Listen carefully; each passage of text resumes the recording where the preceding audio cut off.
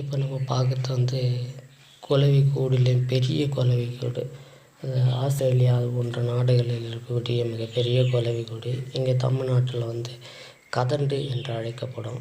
இந்த மாதிரி சின்ன சின்ன குளவிகள் தான் நம்ம வீட்டிலலாம் பார்த்துருப்போம். இதே குளவி தான் நம்ம இதுக்கு முன்னே பார்த்தோம். இதில் பார்த்தீங்கன்னா மிகப்பெரிய குளவி, அந்த செங்கொழுவின்னு சொல்லுவாங்கள்ல, அந்த குளவி தான் உட்காந்துட்ருக்க பாருங்கள். இது கொஞ்சம் ஜூம் பண்ணி எடுக்குது, அது நகருது பாருங்கள் அந்த குருவியெல்லாம். இது ஒவ்வொரு குருவியும் ஒரு மிகப்பெரிய ஒரு விஷத்தன்மை கொண்டது. இந்த செங்கொழுவி இந்தியாவிலே மிகப்பெரிய விஷத்தன்மை கொண்ட குருவியாக அறியப்படுகிறது. இந்த குருவியை யாரும் என்ன பண்ணக்கூடாது, டச் பண்ணவே கூடாது. இது போல் கதண்டு கூடுகள் இருக்கிற ஏரியாவில் யாரும் அதை டிஸ்டர்பே பண்ணக்கூடாது. இது நம்ம ஊரில் அதாவது பார்த்திங்கன்னா தமிழ்நாடுல இருக்கக்கூடிய ஒரு மரத்துலேருந்து எடுக்கப்பட்டது. பாருங்கள், இந்த மாதிரி சின்ன சின்ன குருவி கூடு தான் நீங்கள் வீட்டிலலாம் பார்த்துருப்பீங்க. இந்த செங்கொழுவியானது ஒரு ஆளையே கொல்லக்கூடிய விஷத்தன்மை கொண்டது. இது பார்த்திங்கன்னா ராணிப்பேட்டை மாவட்டத்தில் எடுக்கப்பட்ட ஒரு கூடு. இது கதண்டு கூடு அப்படின்னு சொல்லி தமிழ்நாட்டில் அழைப்பாங்க.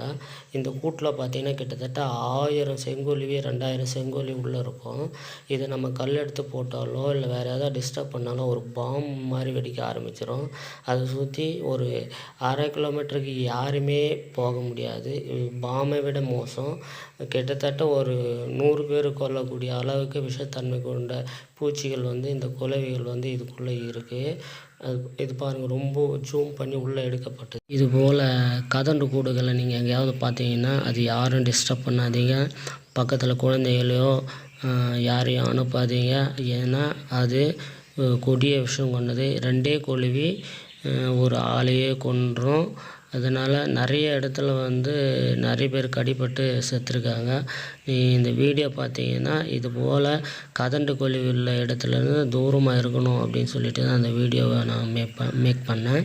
அதனால் நீங்கள் எச்சரிக்கையாக இருக்கிறதுக்கு இது உங்களுக்கு யூஸ்ஃபுல்லாக இருக்கும். தேங்க்யூ. மறக்காமல் சர்ப்ரைஸ் பண்ணுங்கள்.